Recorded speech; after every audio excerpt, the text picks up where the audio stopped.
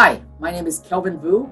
I serve as the Chief Medical Officer for Open Door Community Health Centers. 2021 is Open Door's 50th anniversary celebration. As part of the celebration, we want to focus on the people that make Open Door so great. Each podcast episode will highlight an Open Door staff. It is an opportunity for us to learn more about them, their backgrounds, why they moved to the North Coast, why they joined Open Door, their dreams and goals. Won't you join us in learning more about our staff?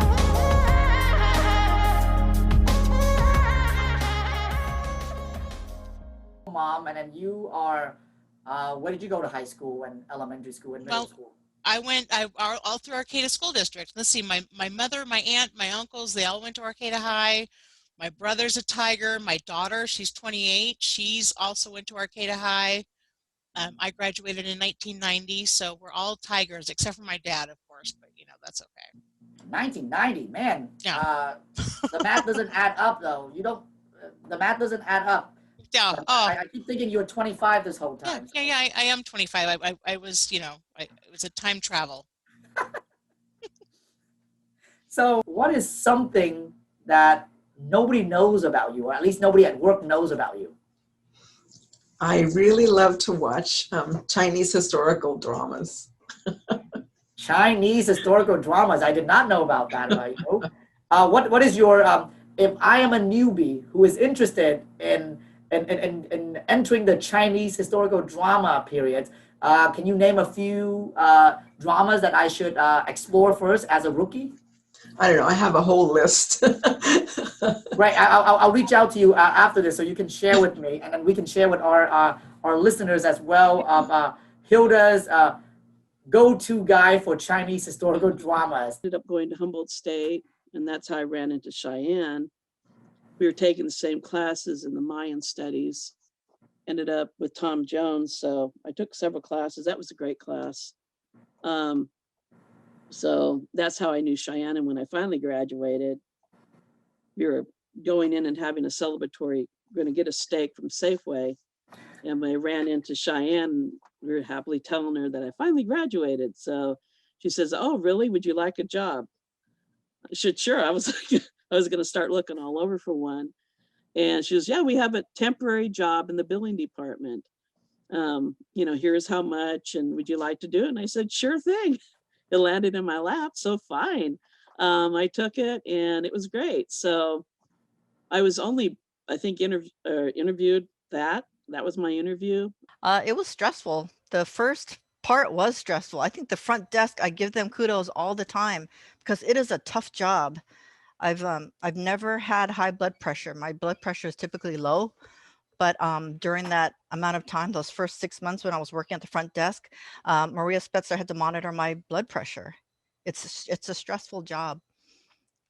So when this one came open with Dr. Onimus, it was a good match, and back to normal. I was back to normal soon after that. And you bring up a good point, Debbie, that we appreciate and we know how hard all of our staff work, especially our frontline staff, right, who have to deal with the public relations, the scheduling, the complaints, the goods and the bads as well. So you're glad that you your blood pressure, I'm assuming, went back to normal when you switched position. Exactly. Yeah, they take it from the front and the back. They get it, and everybody blames them. I know how it is. So whenever I get a chance, I thank them for their work. Well, look at this. This is the perfect time right now, Debbie. Debbie Funada doing a shout out to all of our front desk front office staff for all of their hard work and their tolerance for taking complaints, mostly complaints, but also good feedback from the front and the back side of things. That's right. Well, I have this amazing library of books on Mayan writing, and so I was always, they say that buying books and reading books are two different hobbies. So I'm hoping to combine my book buying hobby with my book reading hobby and catch up on a couple of decades of specialized literature that I need to look at. So that would be a goal. I assume I'll retire at some point after the Arcata clinic is completed, or maybe shortly before. And so I look forward to being outside. And I don't know if it's feasible, but I used to be a decent soccer player. And so if I could get back in shape, I probably would take up soccer again. So there you go. What I've always loved about Open Door and why I was so excited to join the board when I left Open Door in 2019 is because for me, many of the innovative programs that we've created over my 16 and a half years working for Open Door, they're all linked to a common theme. And for me, that theme was really increasing access to quality care for our community and for all of our community by working collaboratively with our staff and the community. So when I think about that, I can't help but really prioritize the whole concept of social justice, Kelvin, and its relationship to healthcare. And if you don't, if you forgive me for a minute, I would just like to, give you my viewpoint on it. And when I think about social justice, to me, it's a very clear concept that everyone deserves equal rights and everyone deserves equal opportunities. And certainly that includes the right to good health. Well, as far as providers, clinicians are concerned, my advice is to really pay attention to your team, really build your team. It's a whole team sport. And the way it works is the way you build a team up is by being supportive and encouraging and really honoring your team and leading the way. So I think trust your team, honor your team, nurture your team. And then also, as harking back to what I was saying before, I just think take a moment to remember what a blessing it is to be able to make a living by helping people.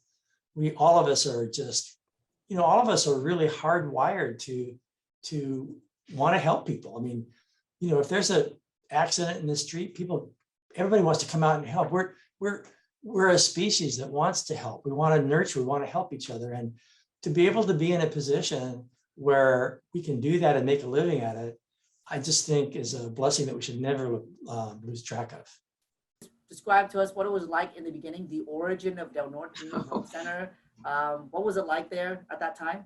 We had we rented a 2-story house that we converted into a clinic, and it was a nightmare because it had an upstairs. And so we try to keep the patients downstairs. And it was Deanna, our nurse practitioner. It was Cheyenne and myself. Cheyenne did all the billing and all the couriering back and forth for our supplies. And I did, I answered the phones, I did the intakes, medical records, lab, everything. And it was really crazy. Our first day, I think we saw 8 to 10 patients, and we worked, I think, 14 hours. So it was really crazy. Working at Open Door. Oh, the favorite one was, the parties. The first one I do remember is we went to Patrick's Point. We had the big, picnics. Those were great. Over the years, those were wonderful. And then the first bonus check we ever got, which was very exciting, was a $25 gift card to the co-op. That was actually very exciting because it was. The other unexciting or exciting was over the years when the state decided not to pass the budget, we had to hold our breath and wait until the budget came through, especially for the Medi-Cal, which was our main, or is still probably our main source of revenue. So Herman would tell us, if you don't need your paycheck, don't ask for it, please. So, and he did that. He really did do that. And he would hawk his house again to make sure the payroll was paid. All of my life, I have had a fear of Darth Vader and Gene Simmons. My brother, who is 4 years older than me, had this different music collection. He listened to the Sex Pistols, Black Flag, and then this other band you might have heard of called Kiss. one night we built a fort as children, as children do in the front room. Yes, thank you so much. And we were going to spend the night in the front room, in a fort we built with quilts and pillows and the card table. And unfortunately, there was a Kiss concert on TV, and I had never seen Gene Simmons or any of the characters of Kiss. And just the sight of the man with his, the tongue and the blood and the whole thing, I have just had a fear of him. Even in his reality show, I can't watch it. It's frightening to me. Gene Simmons is my clown, is what I say. And it's ironic, though, that you're afraid of Darth Vader and Gene Simmons, yet you are wearing their favorite color. Yes. Well, black. It looks good on the screen. It takes off weight. It's slimming. Maybe that's the reason why Darth Vader and Gene Simmons wore black. It's slimming. That's right. For them It's slimming. Well, yeah. We picked up the newspaper. Herman applied for a job that was listed in the newspaper, and he got hired on as the executive director for Open Door. So he started work in July, I think, of 77. It might have been June.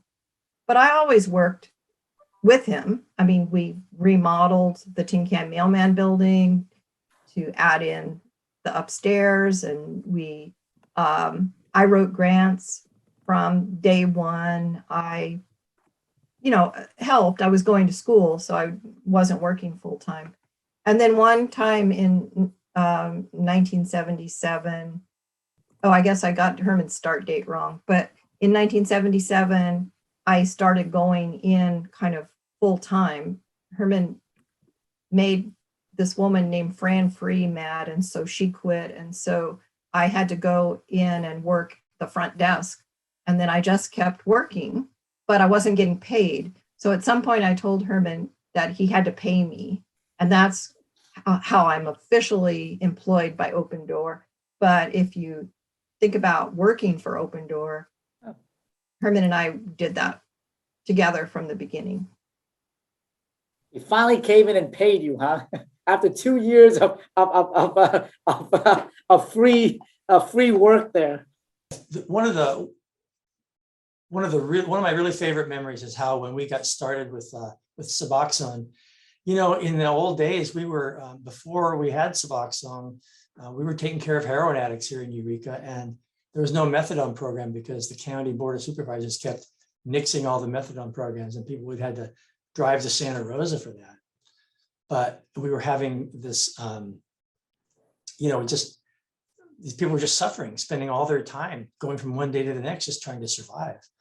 And so, the FDA approved Suboxone, buprenorphine, for outpatient treatment of addiction. And man, the first couple patients we tried on it was just the most amazing transformational experience. I mean, from one day to the next, people who couldn't think of anything but how they're going to get their next fix would give them one of these, and within a couple of days, they're saying, they clean up and look, where are my kids? I got to find my kids. I need to find a job. And it's just so thrilling to see people being able to turn that. And so that was a really wonderful thing for me to be able to be involved in that, and then to be able to help grow the program up to now. It's a pretty robust part of what we do every day. Also, there was rarely a day that went by, and certainly not a week that went by, where there weren't several interactions that were somewhat troubling and also somewhat funny with patients at the front desk. And because I was the administrator, we put a whole team together, which we called a crisis intervention team, which included the behavioralist, myself. Generally, I had some of the guys from the back. The male lab team from the back would also join us if I needed support and health.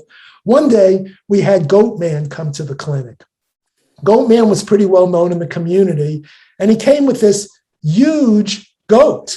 Just walked, came through the front door, and he had a video guy with him, and he said, "I'm here to take video. I have my service goat, and I am insisting on being cared for at the clinic." So, for a while, we tried to talk sense with this guy, but he was clearly not in the mood, and his video guy was talking about prejudice and how we wouldn't let this guy in with his goat, and it was a gigantic goat. I mean, it was not. And eventually, unfortunately, in this case, we had to call the police. The police came and we had to lock down the clinic. And there were several scenes like that we worked on with patients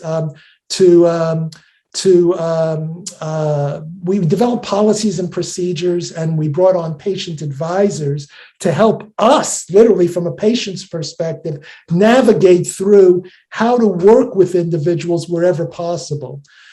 But also from that, we developed a policy at Open Door on what exactly was a service animal. Couldn't be goat. It was not a service goat then? It did not qualify as a service goat? Couldn't be goats. Couldn't be parrots on people's shoulders flying around the clinic as well. A service snake, maybe. So that was an interesting experience. I don't know whether that's quite where you wanted to go, but it was unique for me.